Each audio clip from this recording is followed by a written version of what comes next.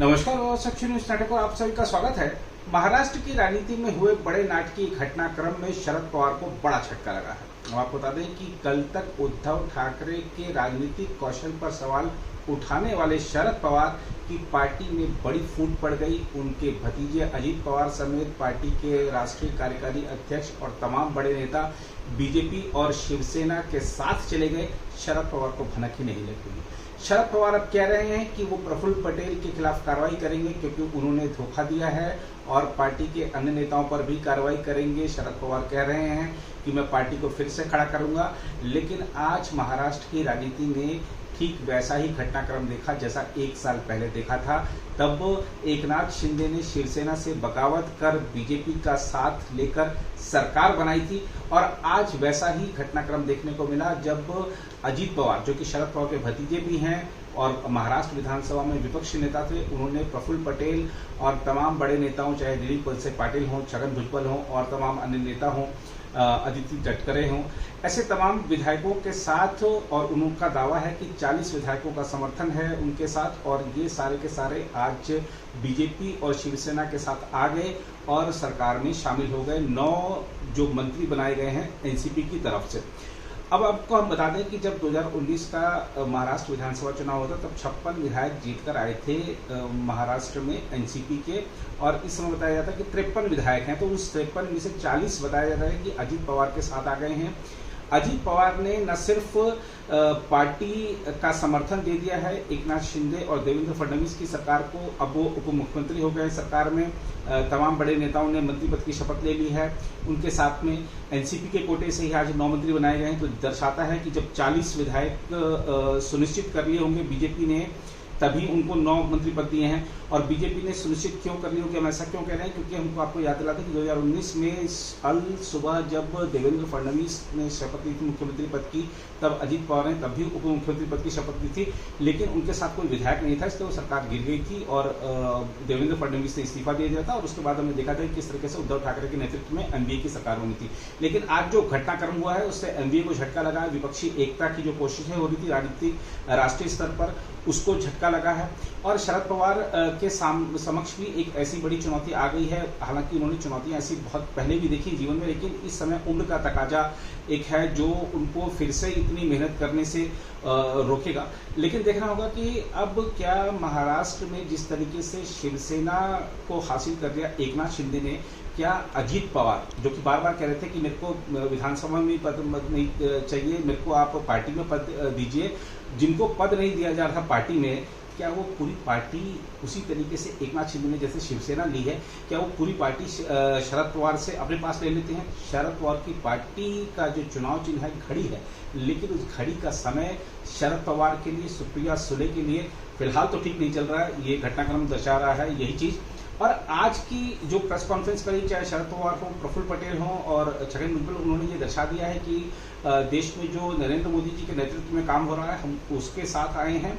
और वहीं मुख्यमंत्री एकनाथ शिंदे की बात करें तो उन्होंने अपनी प्रतिक्रिया यही कहा है कि अभी तक डबल इंजन की सरकार थी, अभी ट्रिपल इंजन की सरकार है, तेजी के साथ काम होंगे और 2024 का चुनाव हम एक बार फिर साथ लड़ेंगे। और एक बात और हम आपको बता दें खासतौर पे कि अजीत पवार ने कहा है कि जो आगामी लोकसभा चुनाव होगा और वो बीजेपी और शिवसेना के साथ लड़ा जाएगा। उन्होंने एक और बात कही है कि पार्टी के आगामी जो भी, चाहे जिला पंचायत के चुनाव हो, पंचायत के चुनाव हो, अन्य चुनाव हो, तो वो चुनाव लड़ेगी और अपने सिंबल पे लड़ेगी। यानी कि पार्टी जो राष्ट्रवादी कांग्रेस पार्टी है उसके मालिकाना हक को लेकर हम आने वाले दिनों में संघर्ष की स्थिति देख सकते हैं।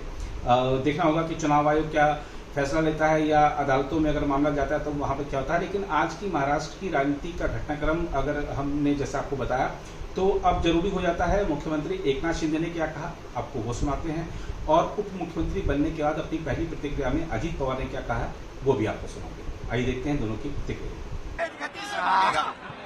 अभी एक मुख्यमंत्री और 2 उप मुख्यमंत्री, डबल इंजन वाला सरकार मोदी जी के नेतृत्व में चल रहा था, इसको अभी ट्रिपल इंजन मिल गया है।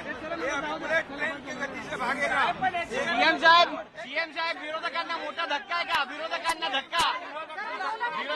धक्का आहे की शॉक आहे? सर्वांगीण विकास के लिए अजीत पवार और उनके सभी सहयोगी उनका स्वागत करता हूं। निश्चित रूप से उनके अनुभव का भी सरकार को फायदा होगा, जनता को फायदा होगा। अपना भारत देश जब स्वतंत्र हुआ 1947 से, तब से आपने देखा तो कोई एक लीडर के नेतृत्व में देश आगे बढ़ता है। शुरू में अलग था, पंडित जवाहरलाल नेहरू जी के नेतृत्व में देश जब काम कर रहा था, देश में जब ये लोग काम कर रहे थे तो सरदार वल्लभ भाई पटेल, बाकी के जो लोग बहुत से थे, उन्होंने सबने मिलके वो देश चलाया। उसके बाद लाल बहादुर शास्त्री, इनका नेतृत्व आया। उसके बाद इंदिरा जी का नेतृत्व आया। इमरजेंसी के वक्त इंदिरा जी को अपने देश के लोगों ने थोड़ा सा बाहर उनको हरा दिया था, वो खुद भी हार गई थी। लेकिन उसके बाद वापिस जो लोग इकट्ठा हुए अलग अलग पार्टियों के, जिसको हम खिचड़ी बोलते हैं, वैसा हुआ। वो गवर्नमेंट ज्यादा चला नहीं, 2.5 साल के अंदर ही चुनाव हुए। वापिस इंदिरा जी का नेतृत्व में उनका करिश्मा था, उनके नेतृत्व में ही सरकार आई। उसके बाद राजीव गांधी के नेतृत्व में सरकार आई। और ये सब होने के बाद बहुत सालों के बाद मैं भी मेंबर ऑफ पार्लियामेंट बना 91 में, ये भी 91 में, हम साथ साथ, तब एक कांग्रेस थी, कांग्रेस के मेंबर ऑफ पार्लियामेंट के नाते हम वहां चुनाव जीत के गए थे।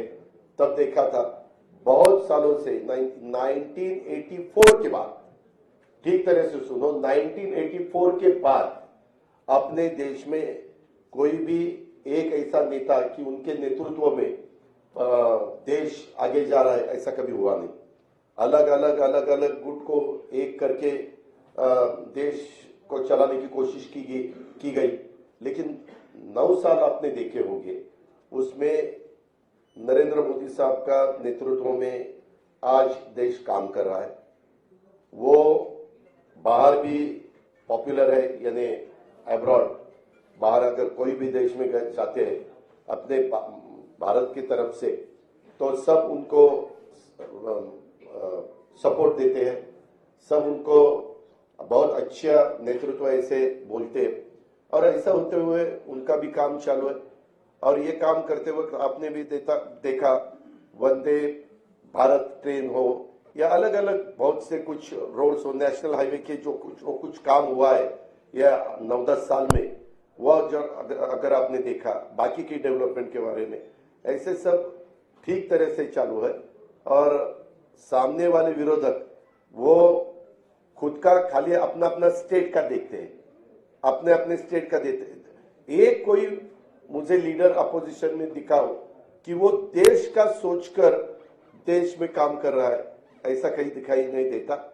और इतना बड़ा पॉपुलेशन होते हुए हमें सबको ऐसा लगा कि नरेंद्र मोदी साहब के नेतृत्व में ही लोकसभा हो या आगे वाले चुनाव हो, वो सहयोगी पार्टी के नाते, जैसे हम इससे पहले कांग्रेस के साथ जाते थे, तो बीच में हमने शिवसेना के साथ हम 2.5 साल गए, वैसे अभी आगे विधानसभा हो, लोकसभा हो, लोकल बॉडीज का तो चुनाव वहां के डिस्ट्रिक्ट के हमारे कार्यकर्ता सोचेंगे, वहां के लीडर सोचेंगे कि क्या करना चाहिए क्या नहीं करना चाहिए।